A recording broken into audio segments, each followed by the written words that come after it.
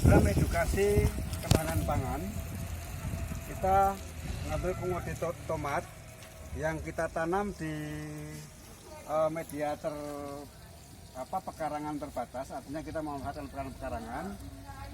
Ini tomat ini sudah berumur kira-kira sekitar 3 mingguan. Kemudian yang di sebelah itu ada tanaman macam apa itu walo, ya, semacam walo. Ini kita tanam dengan lahan terbatas juga, dengan media terbatas, tapi dengan sistem kapiler.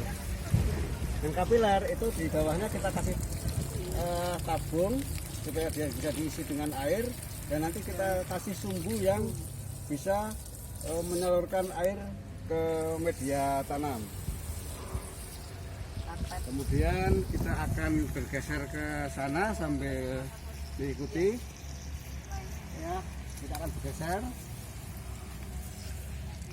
Kemudian kita ambil dari tanaman kacang panjang. Nah, ini biasanya yang mengerjakan ibu-ibu juga. Kemudian perlu dilakukan perawatan penyiraman. Jadi juga sama semuanya untuk edukasi.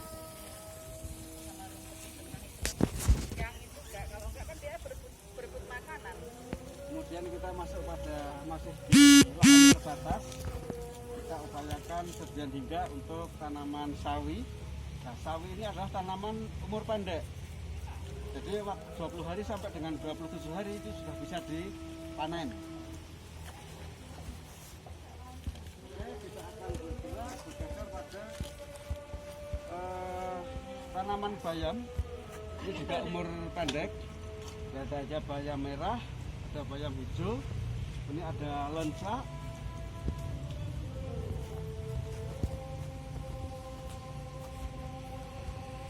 Oke, ini yang di bagian terong. Oke. Langsung ikutin aja, media terbatas. Kalau tadi lahan terbatas, ini media terbatas. Maksudnya kita tanam di polybag, di plastik-plastik, atau di kantong-kantong bekas minyak, bekas apa itu bisa kita pakai. Jadi umurnya cukup panjang, bisa 4-5 bulan. Nah, inilah bisa melengkapi daripada beberapa komoditi. Selain bawang merah juga kita tanam, cabai, kemudian ada selada. Oke, ada selada yang kita tanam. Kemudian ini kegiatan penanaman, dengan media terbatas, yaitu menggunakan polybag. Jadi tidak mesti pakai polybag ya, pakai kantong-kantong apapun bisa. Oke, silakan yang menanam. Kegiatan ini kita lakukan secara bersama-sama. Oke, taruh aja di, ya, oke, tanamkan. Nah, kita menanam.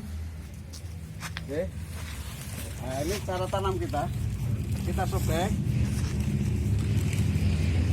Nah, oke, cara tanamnya dibuka dulu, buka, sobek, jangan sampai pecah, supaya tidak stagnasi. Ya, oke.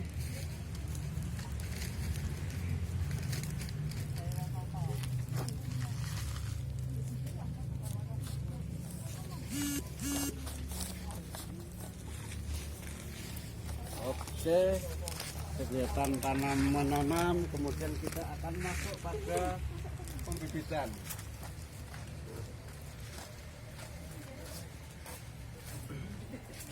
Pembibitan ini dilakukan, ini sebenarnya sudah ada bagian masing-masing ya untuk membuat bibit. Ini ada Bu Tantri, Putri dan yang lain. Ini ya tugasnya membuat bibit. Nah,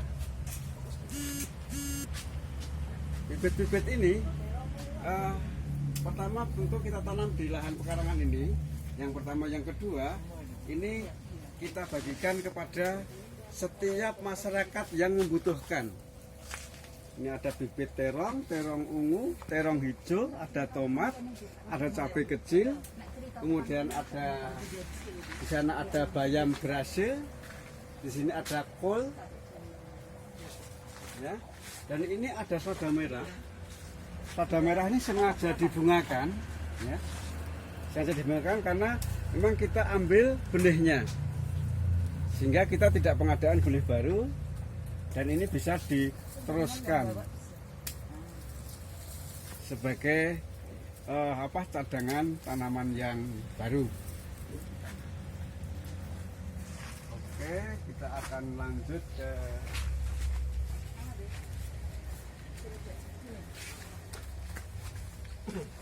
Mama.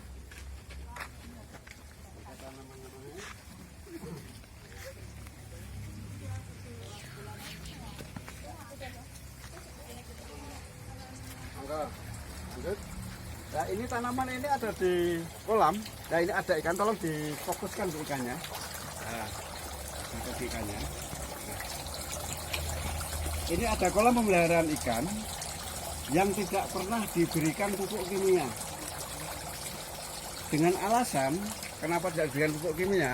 Karena kotoran ikan ini nanti ya akan menghidupi tanaman ini. Jadi akan menghidupi tanaman ini. Jadi tanaman ini hanya hidup dari kotoran ikan. Tetapi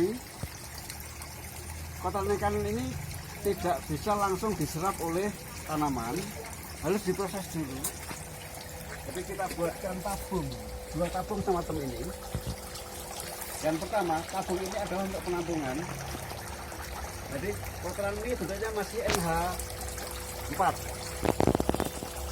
nitrat atau NaCl ya. Ya, untuk bisa diserap oleh tanaman dia harus berbentuk NH3 atau nitrit. Maka di tampung di pertama terjadi oksidasi, kemudian masuk di tabung yang kedua. Ini ada yang namanya biobal. Biobal ini dia mikroba akan hidup di sini. Secara otomatis dia akan mengurai.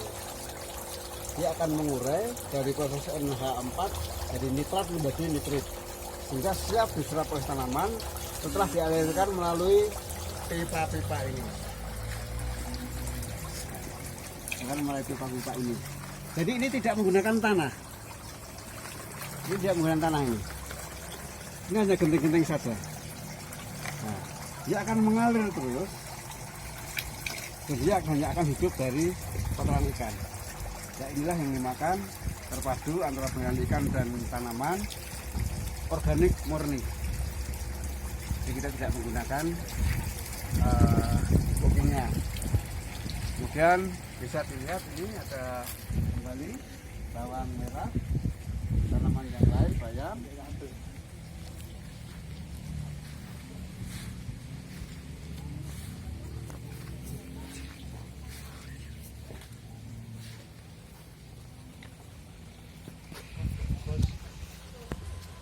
Dua, tiga. Ya, sama-sama.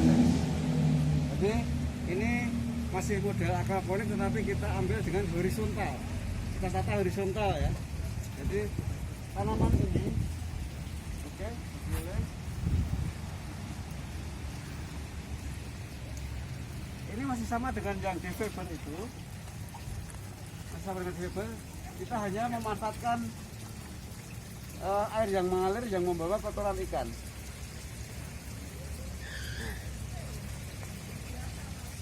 Sumbernya dari sini. Ini sama. Ini kolam pemeliharaan ikan. Kenapa harus seperti ini? Karena inilah yang bagaimana kita bisa mengoptimalkan pekarangan yang sangat terbatas. Kembali semuanya kepada proses edukasi.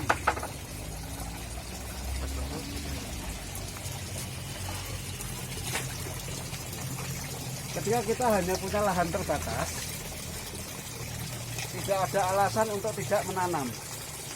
Semuanya bisa kita upayakan. Dan ini tidak menggunakan media. Kosong. Oke. Nah, dia hidup sama seperti yang di kolam yang di fiber. Dia hanya hidup dari tetesan air. Nah, ini. Nah, supaya bisa merata, kita sebar dengan ini masih sama prosesnya. Jadi, inilah yang dinamakan model bertanam secara vertikal. Kemudian bisa diambil di sini. Nah, ini yang horizontal bisa dilihat.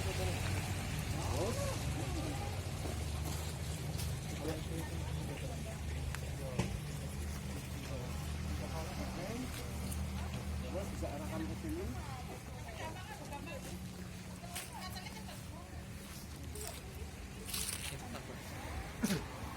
Oke, kita kumpul semua di sini, jangan dimatikan dulu.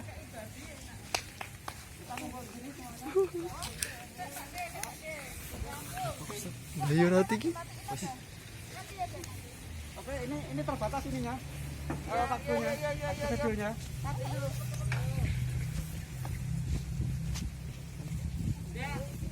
Nah, inilah kegiatan yang dilakukan oleh teman-teman di Gereja Katolik Boyolali.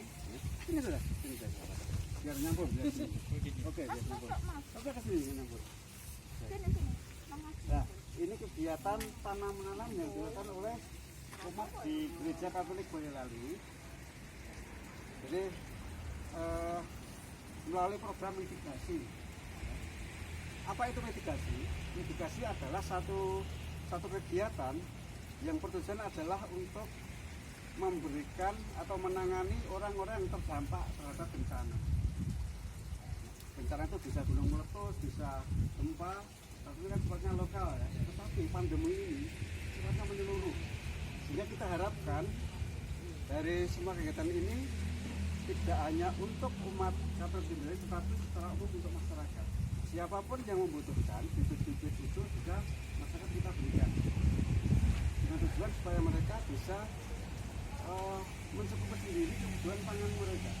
Maka namanya ini adalah tahanan pangan keluarga mandiri. Ini terjadi dengan latar belakang terjadinya pandemi atau COVID-19. Sehingga ketika ini bisa berjalan, bisa beredukasi bersama-sama antara umat dan masyarakat, maka diharapkan semuanya bisa mengatasi kebutuhannya pangan itu secara sendiri. Misalkan pasar tutup, orang punya duit, tetapi lagi di lockdown, dia tidak bisa kemana-mana ya. Kemudian dia tidak di lockdown, tetapi pasarnya ditutup, dia punya duit, dia tidak bisa berbelanja. Tetapi ketika setiap keluarga itu mampu mengupayakan menjaga kebutuhan pangannya sendiri, inilah yang akan bertahan dan akan bisa saling berinteraksi tanpa memandang dari golongan manapun, dari agama apapun. Inilah satu bentuk interaksi horizontal kita, kebersamaan kita. Saya kira itu. Oke, terima kasih.